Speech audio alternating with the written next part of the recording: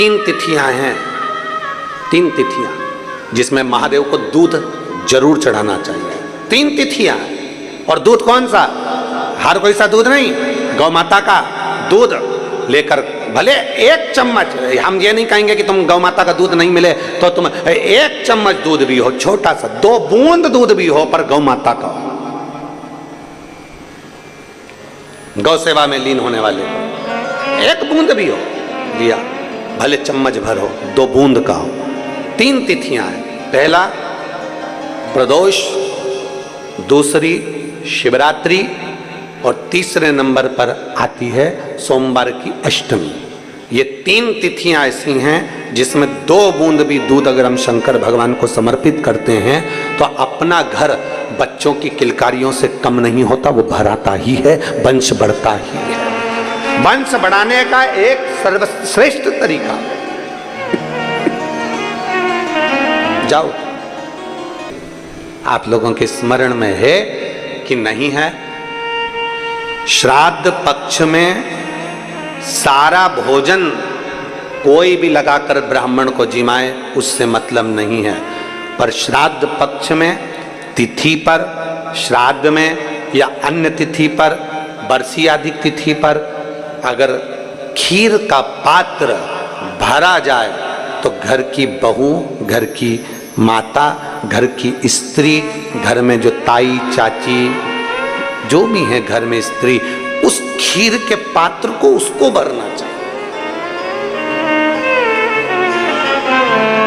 संपूर्ण थाली कोई लगाए और फिर निवेदन करेंगे। श्राद्ध पक्ष में एक बार प्रयोग कर देखिए, जिसके घर में 23 से 24 साल तक भी औलाद नहीं हो, 23 से 24 साल तक भी औलाद पैदा नहीं हुई हो, जिसके घर में संतान ना हुई हो, वो एक प्रयोग जरूर करे।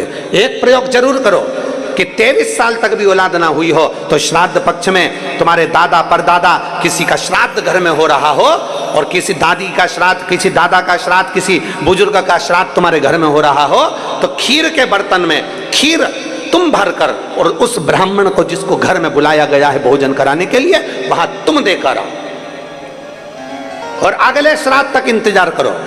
मेरा बाबा वंश की वृद्धि करता ही है, निश्चितता देता है, वंश बढ़ाता ही है।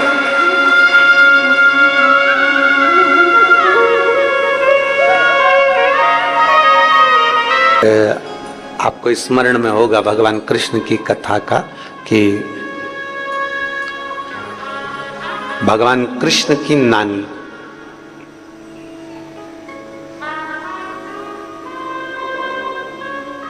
भगवान कृष्ण की नानी यशोदा जी की मां, जिनका नाम था पाटला देवी। क्या नाम था? पाटला देवी। यशोदा जी की जितनी बहन थी सबके घर में औलाद थी, बस यशोदा जी की यहाँ नहीं थी। यशोदा जी की जितनी बहन थी सबके घर संतान थी, पर यशोदा जी की अवस्था भी हो गई थी यशोदा जी की बहुत।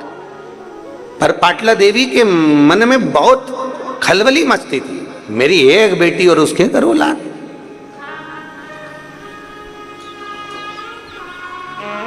जरा बेटियों से माता पिता का प्रेम भी बहुत ज्यादा होता है, इसलिए वो सबसे पहले यही देखते हैं बेटी के घर में औलाद नहीं, बेटी के घर संतान नहीं। पाटला देवी को, यशोदा जी की माता को यह बात खलती थी कि मेरी बेटी अब उम्र हो गई है, अब उसके घर औलाद नहीं होगी, पर मेरा विश्वास कहता है कि मेरा महादेव उसको औलाद जरूर दे। पाटला देवी प्रतिदिन यमुना जी के घाट पर जाती, बालू का शिवलिंग बनाती, आराधना करती। ये पाटला देवी का नियम था, माता यशोदा की माता जी का नियम था, भगवान कृष्ण की नानी का नियम था।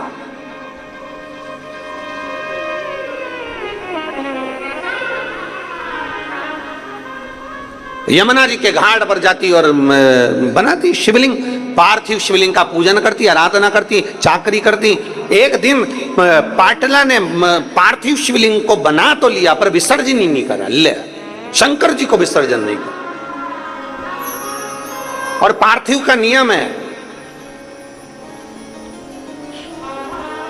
प्रदोष के दिन संध्या काल में रात्रि को हो सकता है, शिवरात्रि के दिन रात्रि को हो सकता है, पर बाकी के दिनों में चाहे सोमवार हो, मंगलवार हो, बुधवार हो, गुरुवार हो, शुक्रवार हो, शनिवार हो, बाकी के दिन अगर आप पार्थिव बना रहे हो तो रात्रि होने से पहले उसका विसर्जन होना जरूरी है।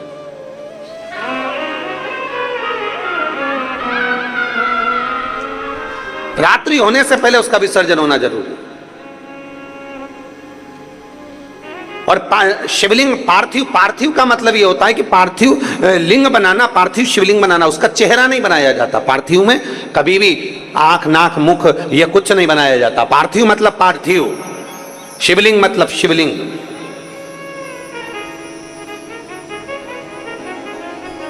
आजकल थोड़ा फैशन ज्यादा हो गया है तो लोग पार्थिव का भी चेहरा बना देते हैं ना।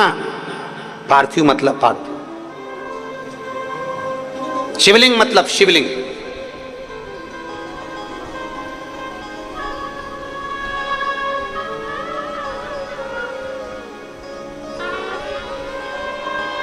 अब फैशन में लोग बनाने लगे, वो अपनी जगह पर शास्त्र जो कहता है, शास्त्र के अनुसार, शास्त्र में कहीं वर्णन नहीं आया कि आप शिवलिंग का, आप पार्थिव का कहीं मुख बनाओ कि नाक बनाओ कि आंख बनाओ। पार्थिव मतलब पार्थिव, शिवलिंग मतलब शिवलिंग।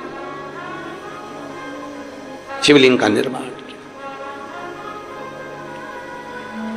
अब मां यशोदा जी की माता पाटला देवी ने पार्थिव लिंग का विसर्जन नहीं किया, घाट पर ही है, वहीं बैठी है, विसर्जन नहीं कर रही, और बस शिवलिंग के जो जलाधारी है उस जलाधारी पर, पार्थिव पर हाथ रखकर बैठी है और भगवान को पुकार। हमने परसों की कथा में कहा था, पुकारे जाओ, पुकारे जाओ, पुकारे जाओ। 10 साड़ी देखते हो तब एक साड़ी पसंद आती है, 10 कपड़े देखते हो तब एक कपड़ा पसंद आता है। उसी तरह 10 बार पुकारोगे तब एक पुकार भोलेनाथ सुनता जरूर है। पुकारो, बोल बम का नारा है। आवाज, नाश्ता ज्यादा करिया है क्या? हा? जरा दमदारी से बोलो, बोल बम का नारा है, सारी समस्या का हल जल। अब यहां शिव तत्व कह रहा है 10 बार पुकारोगे तब एक पुकार मेरा शिव सुनेगा। 10 बार पुकारा सुनेगा। हाथ रखकर बैठ गई। कभी कभी तुम्हारा भी दिल कर जाए तो शिवलिंग हो, मंदिर, देवालय, शिवालय हो, शिवालय में जो जलाधारी होती है, जो चरण होते हैं जहाँ से पानी नीचे बहता है, वहाँ अपना हाथ रखकर कभी कभी बैठ गए। शिव, अगर मंदिर में भीड़ ना हो तो, भीड़ हो तो तुम फालतू मत बैठ जाना, नहीं तो हालत खराब हो जाए। भीड़ ना हो तो हाथ रखा बैठ गए। मुझे तेरा ही सहारा है मेरे भोले। हाथ शंकर के जलाधारी पर, उससे अपने मन की बात।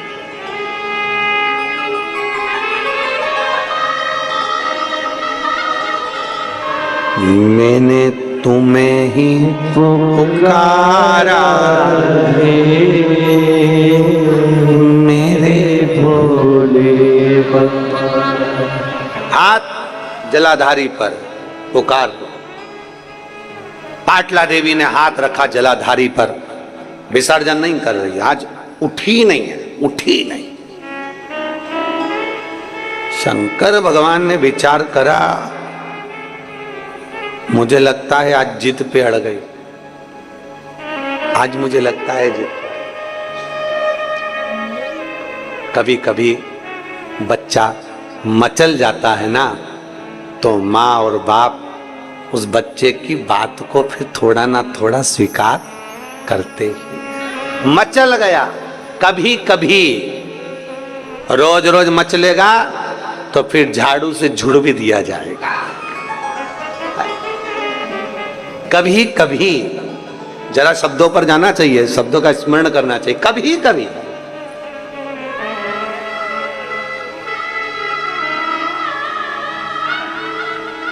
अब भगवान कृष्ण की नानी पाटला देवी हाथ रखकर बैठ गई, हिलती नहीं, बैठी वहीं पर पुकार रही, नमः शिवाय नमः शिवाय नमः शिवाय श्री शिवाय नमस्तुभ्यम पुकार रही। बाबा ने सोचा ये आज हिलने वाली नहीं है। शंकर भगवान एक बूढ़े का रूप लेकर पाटला देवी के पास में पहुंच गए। बुजुर्ग का बूढ़े का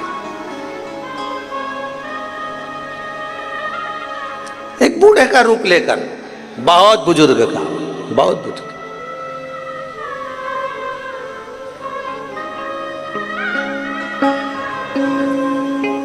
कल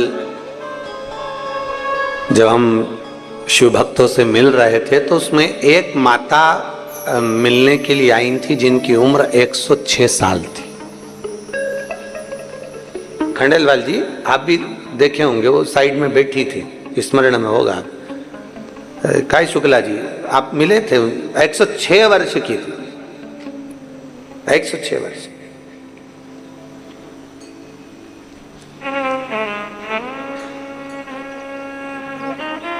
जब उनसे मिले और वो देख रही थी तो उनकी आंख में आंसू आ रहे थे।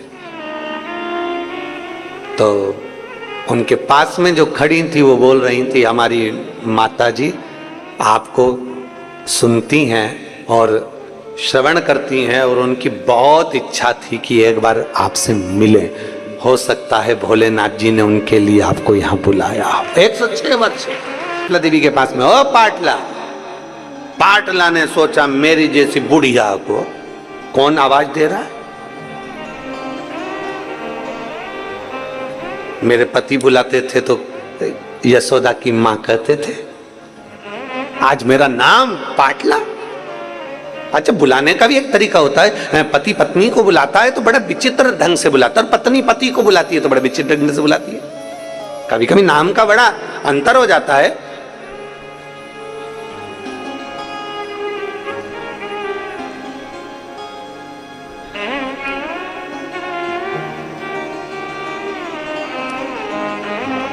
बड़ा नाम का अंतर है।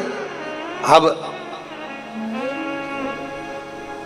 एक बार की तो कथा है, इंदौर में हम कथा कर रहे थे और इंदौर में जब बहुत साल पहले, बहुत साल पहले की बातें, लगभग हो गए होंगे 20-22 साल पहले, अपना पैलेस में कथा चल रही थी और वहाँ कथा चलते चलते तो आरती पहले हम जय जगदीश हरे की गा रहे थे। तो इधर आरती करने वाले जो बाजू में खड़े थे और हम बोलते जय जगदीश हरे, पास में खड़ी एक माँ बोलती जय कल्लू के पिताजी हरे।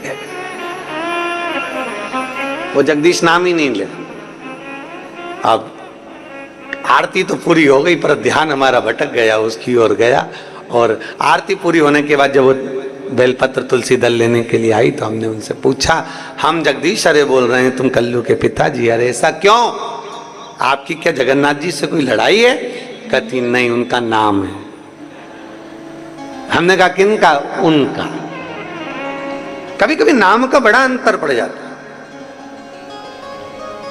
भारत में माताएं, कई माताएं, आजकल तो खैर लोग नाम से पुकारने लगे, पर भारतीय नारी पति का नाम। एक गांव में एक सर्वे करने वाले आए और गांव में सर्वे करने वाले आए और सर्वे करने वालों ने पूछा, आते से सब घर के दरवाजे बजाते बजाते एक घर पर गए जहां उसका पति नहीं था, पत्नी अकेली थी, पत्नी बाहर आ गई। आते से पूछा क्या है?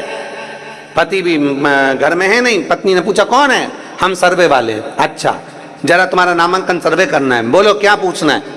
बताओ तुम्हारा नाम क्या है? उसने बता दिया मेरा नाम बिमला है। अच्छा, फिर बच्चे कितने हैं? कि 4 बच्चे हैं। नाम बताओ। उनका नाम बता दिया। पति भी है, उसका नाम। अब सर्वे वाले बोले नाम बताओ, बताती नहीं, शर्माने लगी, बोली नहीं। सर्वे वाले बोले हम डबल से नहीं आ सकते, अपने पति का नाम बताओ। घर में बच्चे नहीं, स्कूल गए, कौन से पूछे, क्या करे? नेम प्लेट भी नहीं लगी। अब करे तो करे क्या? बताओ अपने पति का नाम। उसने कहा देखो मैं बताऊंगी पर तुम समझ जाओगे क्या? हाँ समझ जाएंगे, बता। तो क्या 3 गंजी और 3 गंजी कितनी हो गई?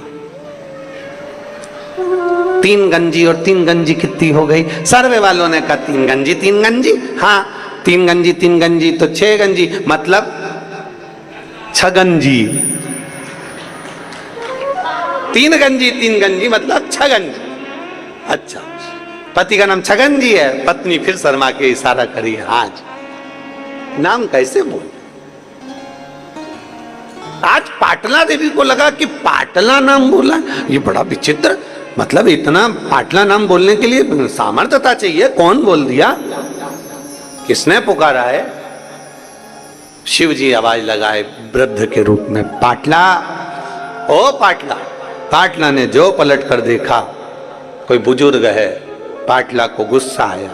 पाटला ने सोचा, माता पाटला ने विचार किया, बताओ मैं अच्छी खासी शंकर जी से प्रार्थना कर रही थी और ये बुढ़ा यहाँ बुजुर्ग यहाँ आ गया, और मेरे पूजन करने में तो मेरा पति भी मुझे नहीं उठने देता, बोलता ही नहीं। उसको मालूम है पति को भी कि उठने वाली तो है ही नहीं, तो पहले ही चाय बनवा लो, दूध बनवा लो, जो करना पहले। अगर यह पूजन में बैठ गई तो नहीं उठे। और कई माताओं की आदत रहती है, पूजन में अगर बैठी हैं और अगर कहीं बहू बेटा पोता पाती जो भी कोई है, वो अगर कुछ थोड़ा बहुत भी छेड़ देना तो इसको बड़ा गुस्सा आता, बड़ा क्रोध, बहुत। बाबा भूख, हाँ बहुत तेज भूख लग रही है, हाँ ठीक है बाबा। पाटला उठी, शंकर भगवान को जो नैवेद्य लगाया था वो पाटला ने शिव जी के सम्मुख में दे दिया।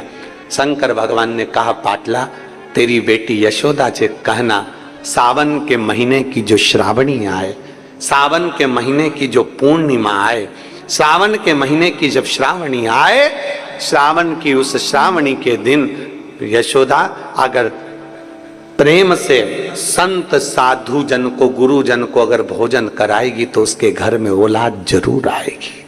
कहो यशोदा से।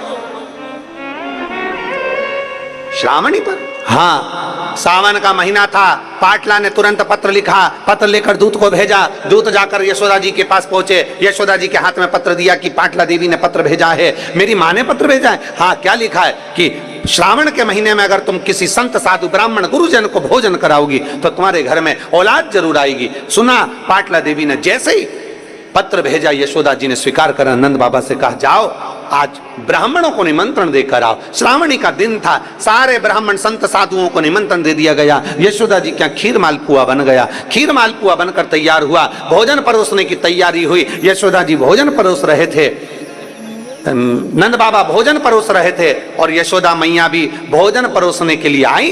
तो इतना लंबा पल्लू यशोदा जी डालकर, हाथ में चुड़ला, कमर कर धनिया, पांव पैजनिया, यशोदा जी इतना गहरा पल्लू ऊपर से लेकर नीचे तक पल्लू कर कर खीर परोसने के लिए आ गए। यशोदा जी खीर परोसने के लिए जब निकली, संतों ने, ब्राह्मणों ने, साधुओं ने देखा कि नंद बाबा की तो दाढ़ी सफेद है, नंद बाबा के तो बाल सफेद हैं, ये तो बूढ़े हैं। और क्या देखा, यशोदा जी जब आई तो इनको लगा, ऐसा लगता है कि नंद बाबा के छोरे की बहू दिखती है। इनको नहीं मालूम कि ये नंद बाबा की पत्नी है। इनको तो लगा कि छोरे की बहू है। सारे संत ब्राह्मणों ने सोचा, आज हम भोजन कर रहे हैं इनके घर में, अपन देख रहे हैं कि इनके घर में भोजन, इनके घर में कोई बच्चे नहीं है, इनके घर में कोई संतान नहीं है। फिर सारे संत ब्राह्मण साधुओं ने एक साथ, यशोदा जी का तो मुख नहीं देखा था, चुड़ला पायल नई नवेली बहू जैसी दिखी, तो सारे संत ब्राह्मणों ने आशीर्वाद एक साथ दे दिया, पुत्र भव। क्या आशीर्वाद दिया? पुत्र भव। यशोदा जी ने अंदर मन में सोचा, पल्लू ली थी, बताओ नंद बाबा 60 के, मैं 55 की, और पुत्र होने का वर दिया, कैसे होगा। यशोदा जी ने जो अपना पल्लू हटाया, श्रावण के महीने में अगर तुमने भोजन कराया है तो वो वचन कभी झूठा नहीं हो सकता। तुम्हारे यहाँ बेटा आएगा, चाहे वो कहीं से भी आए, पर बेटा जरूर आएगा, कहीं से भी आए। बेटा जरूर आएगा। और चमत्कार सा हो गया लोगों, हो गई बात निराली। रात ही रात में नंद बाबा की दाढ़ी हो गई काली। और ना जाने किस ऋषि मुनि ने धागा हाथ लपेटा कि नंद घर अनहोनी हो गई, बेटी हो गया बेटा।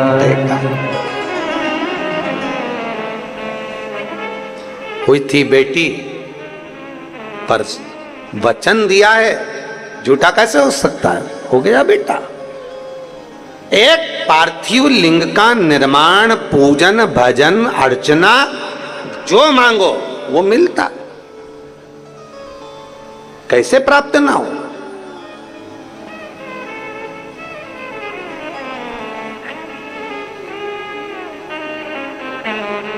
सब बराबर होना चाहिए, बेटा है बेटी है सब बराबर है, सबका सम्मान, सबका आदर, सबका सत्कार।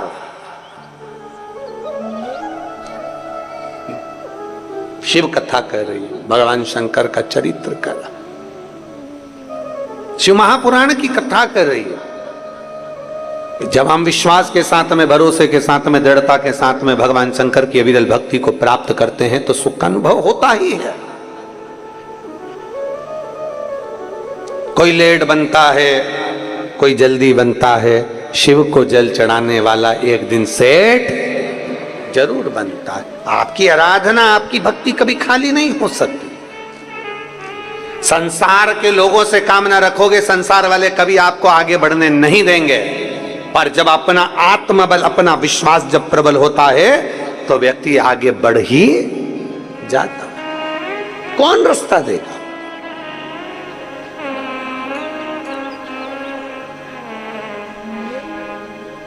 गाड़ी चलाते हो? अरे बोलो तो जम के, चलाते हो? बाजार में जाते हो?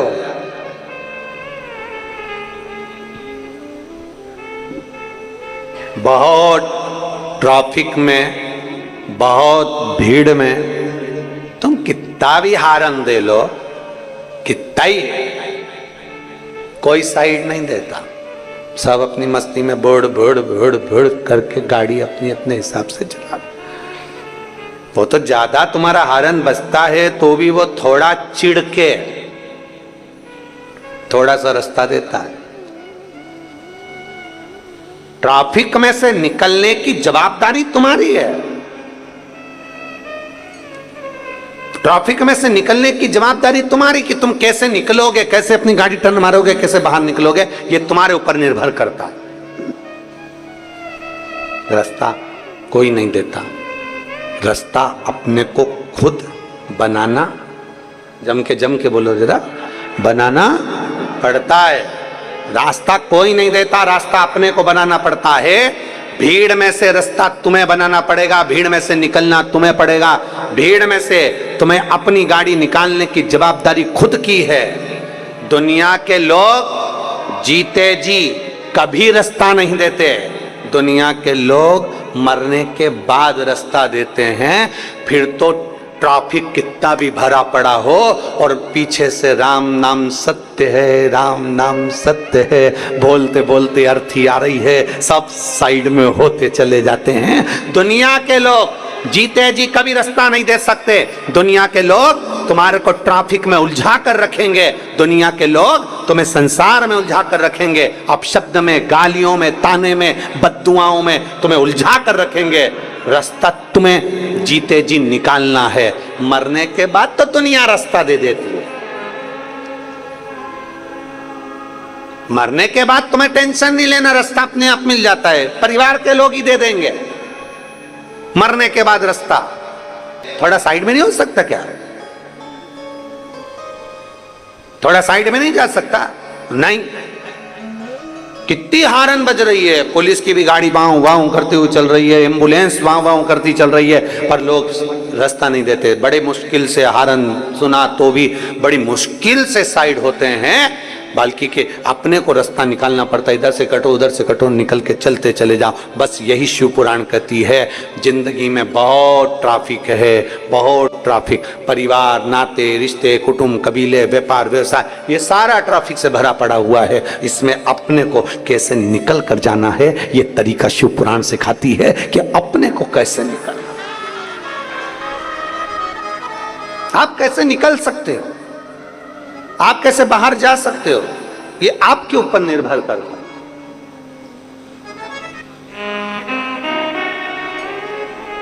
अपने को कैसे बाहर जाना है, ये अपने ऊपर निर्भर करता है। और महाराज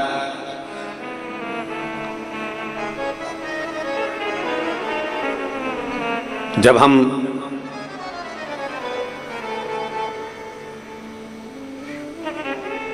शिव स्तुति में लगते हैं तब मेरा भोलेनाथ कहीं ना कहीं हमें मार्ग देता ही है, कहीं ना कहीं मेरा ओगड़दानी मार्ग जरूर देता है। शिव महापुराण की कथा वर्णन करती है,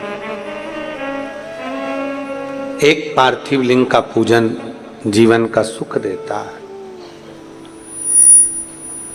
शिव को चढ़ाया गया एक लोटा जल जीव को आनंद प्रदान करता है।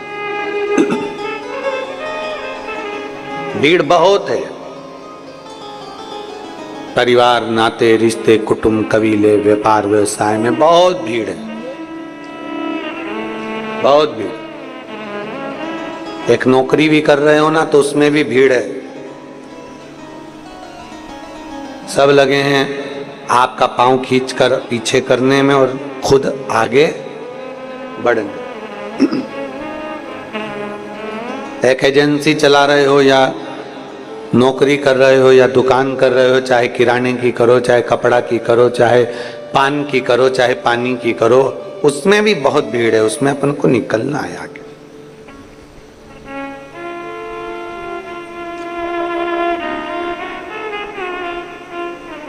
दुनिया लगी है कैसे भी, बस आपको ट्रैफिक में फंसाना है, आपको निकलने नहीं देना है, पर आपके ऊपर निर्भर करता है कि आप कैसे निकलेंगे। ये आपके ऊपर निर्भर करता है कि आप कैसे बाहर निकलें। जीते जी तो कोई आपको रास्ता नहीं देगा, मरने के बाद जरूर रास्ता दे देंगे, पर जीते जी का गारंटी। अपना रास्ता अपने को बनाना है, अपने को अपना स्वयं आगे बढ़ते चले जाना है, अपना रास्ता बनाते हुए आगे आगे निकलते हुए चले।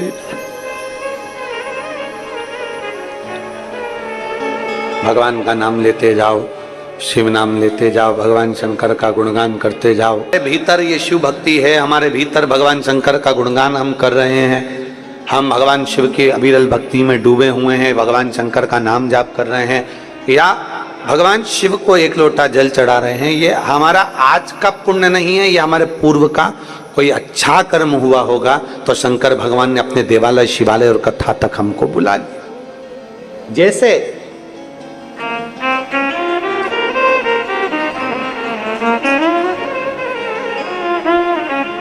गन्ना, क्या बोलते हैं उसको, शुगर, गन्ना, यहाँ क्या बोलते हैं, गन्ना ही बोलते हैं, गन्ना, शुगर, उसमें चाहे समुद्र का पानी डाल दो, चाहे तुम नाले का पानी डाल दो, चाहे तुम गटर का पानी डाल दो, चाहे तुम उस गन्ने में कोई सा भी पानी डाल दो, पर गन्ने की मिठास में कोई फर्क नहीं पड़ता।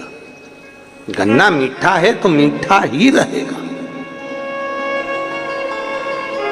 करेला, उसमें तुम कितना भी शक्कर घोल के डाल दो, चाहे तुम उसमें कुछ भी अच्छी से अच्छी गुलाब जामुन की चाशनी डाल दो, चाहे तुम कैसा भी कुछ डाल लो, करेला कड़वा है तो कड़वा ही रहेगा, क्योंकि उसके अंदर वो गुण है।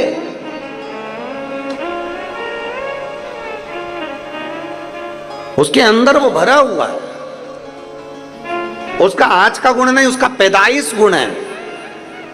अब गन्ना किसी भी पानी को डालो पर वो मिठास कम नहीं करता, करेला में कैसा भी पानी डालो पर वो कड़वाहट कम नहीं करता, उसी तरह आप विचार करना, आपके घर में 4 बहुएं हैं, आपके घर में 4 लोग हैं, आपके घर में 5 लोग हैं, बेटी है, बेटा है, परिवार है, माता है, पिता है, परिवार पूरा की पूरा है, बहुएं भी रह रही हैं, चाचा चाची भी रह रहे हैं, काका काकी भी रह रहे हैं, बुआ फूफा भी रह रहे हैं, सब कोई रह रहे हैं, तुम्हारे घर में सब है।